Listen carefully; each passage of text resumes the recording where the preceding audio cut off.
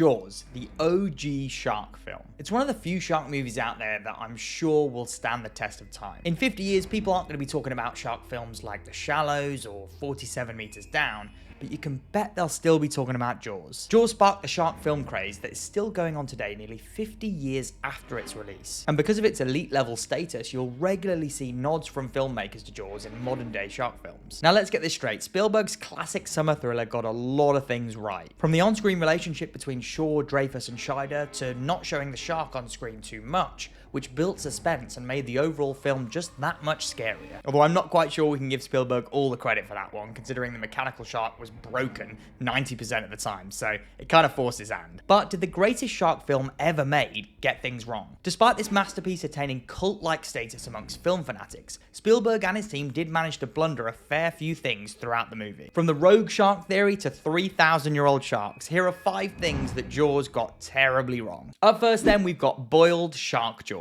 Before our trio head out to catch the shark, Hooper gets his first introduction to shark fisherman Quint in his wooden shack adorned with hundreds of shark jaws. As Quint is reeling off his demands to Brody and toasting to bow-legged women, Quint heads over to a pot boiling on a stove where he pulls out a set of 2 shark jaws that had been boiling in that water. The sets of jaws are in immaculate condition, and it's suggested that this is the way that shark jaws are cleaned and preserved before they end up on display. The problem here is that sharks don't have any bones in their body. Their entire skeleton, including their jaw, is made up of cartilage. There's also the teeth, but these still aren't bone. They're made up of dentin, a hard calcified tissue that is kind of similar to human teeth. The problem with cartilage though is that when you boil it in hot water, over time that cartilage just ends up as a gooey soup. So the only thing that you'd be left with is jellified cartilage and the teeth. In reality, when shark jaws are preserved, they're meticulously cleaned with a sharp knife and then they're soaked in hydrogen peroxide to dye it that bright white color. It's exactly what was done to those tiger shark jaws in the background there. Clean, dyed and dried. No boiling water needed. So while Quint might be an expert shark fisherman, his shark jaw preservation technique needs a bit of work. Up next then, we've got the rogue shark theory. Throughout the film, we hear the idea that the shark terrorizing Amity is something called a rogue shark, displaying a behavior known as territoriality. It's said a number of times by our on-screen marine biologist, Matt Hooper. Now this shark that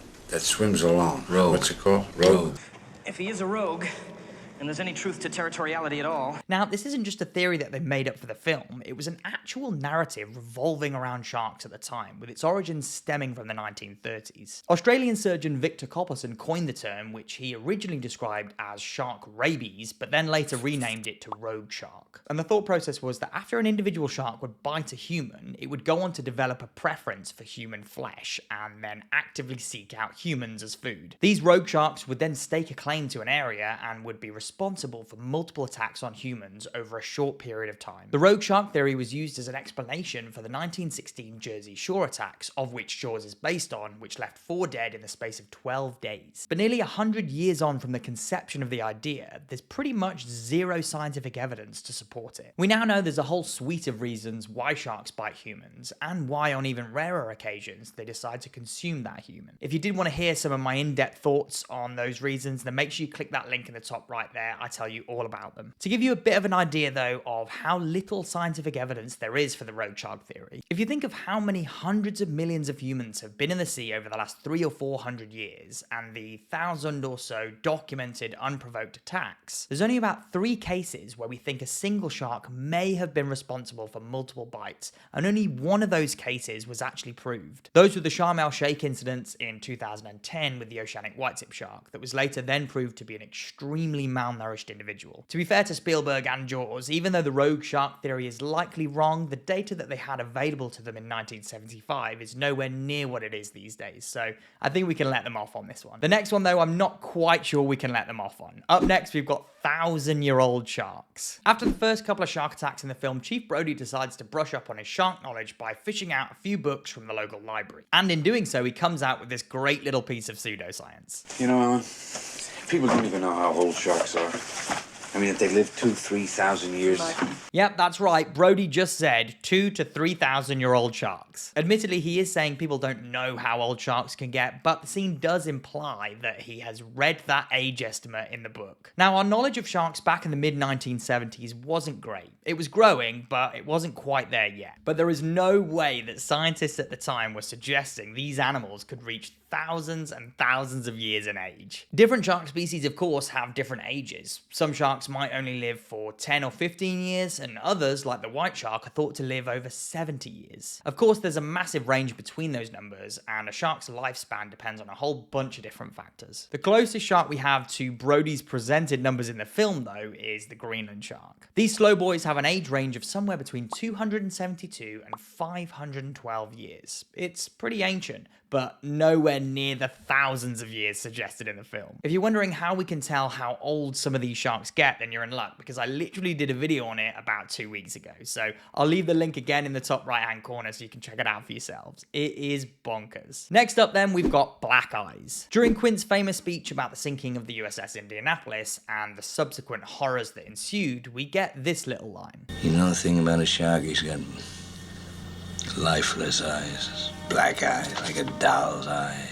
So Quint here compares shark eyes to that of doll eyes, lifeless and black. Now looking at first glance, it does seem like certain shark species do indeed have jet black eyes. There's loads of videos and photographs of white sharks and tiger sharks and mako sharks where they look like they have these really dark black eyes. But if we look a little bit closer, parts of those eyes are actually a very deep blue color. The iris of both great white sharks and tiger sharks are not black and lifeless, and when it's photographed with the right lighting, it looks absolutely stunning. Even in some shark species where you're convinced that they absolutely do have black eyes, like this mako here, in certain photos, you can still see that blue trim in there. They often appear black in certain photos because of those glossy black corneas, but when sunlight hits the eye, that blue color is way more visible. The eye of a shark could never really be considered to be lifeless either, as its range of motion is actually quite distinct. For example, when a shark is swimming past you, it's easy to see that eye moving to maintain its vision on you. They are absolutely looking right back at you. Different shark species also have different levels of eyesight, with rod and cone cells just like in the human eye. And some of them can see in color, others just in shades. There's quite a lot going on beneath the surface. In reality, shark eyes come in all different colors, shapes, and sizes. Some are slit like cat's eyes, others are round with little black dots, and some of them have unbelievable patterns and coloring. And some of those shark eyes even look like they're really judging you for your life choices. So while some sharks do appear to have black eyes, there's a lot more beauty in them if you look a little deeper. Coming up next then, we've got made up shark names. After the death of Chrissy Watkins earlier in the film, it's initially listed as a boating accident by the coroner. When Hooper arrives to Amity, he's keen to check out the body of Chrissy to make sure of it himself. And he realizes pretty quickly, based on the wounds inflicted to the body, that this was no boating accident, and it was in fact a shark attack. Although as he's narrating to himself alongside his analysis, he comes out with a few strange names. Have a listen. Indicates the non-frenzied feeding of a large squalus, possibly Longimanus or Asurus glaucus. Right, okay, let's break some of those down then. The first one Hooper comes out with is squalus. Squalus is a Latin word originally meaning a kind of sea fish, and then would later go on to be the name used to refer to sharks. So he's not too far off with that one, although these days squalus has now become the genus name for several different species of shark belonging to the dogfish family, namely the spur dogs, like spiny dogfish. I think we can let him off for that one because it's pretty close, but the next few scientific names we get are a complete mashup. Possibly Longimanus or Asurus glaucus. So Hooper there says Ongimanus and Isurus glaucus, neither of which exist. We do have Carcharinus longimanus, which is the oceanic white-tip shark. As to why he dropped the L off that one, I'm not quite sure. And then we've also got Isurus porcus, the longfin mako, and Prionace glauca, the blue shark. So for some reason he seems to have combined the longfin mako and the blue shark into some weird shark hybrid called Isurus glaucus. To be fair, sounds like a pretty cool shark to me. Can we get a thumbs up on this video for Asurus glaucus, the longfin blue shark? I feel like this hybrid shark definitely deserves a like. So Dreyfuss wasn't quite sticking to the scientific names for the shark species that he's referring to here. But it doesn't surprise me that it happened, because it sounds like he had a really tough time with the pronunciation of some of these Latin names for sharks. He did manage to nail Carcharodon and Carcharius eventually, although only after a helpful cue card was placed just off screen with it spelt out phonetically for him. To be fair, some of the genus species names for some shark species are just It's ridiculous. Just look at the state of this one here for frilled sharks. You imagine trying to read that out the first time round with absolutely no issues. It's almost impossible. So even though Dreyfuss did try and blend those shark names, I'm gonna let him off because at least he tried. One phrase he did mention a fair few times throughout the film though was great white shark. But would you believe me if I told you that that name might not actually exist? People thought for many years that Jaws and Hooper invented the term great white shark. And in this video right here, I get to the bottom of it for you to see if they really made it up. So make sure you check it out.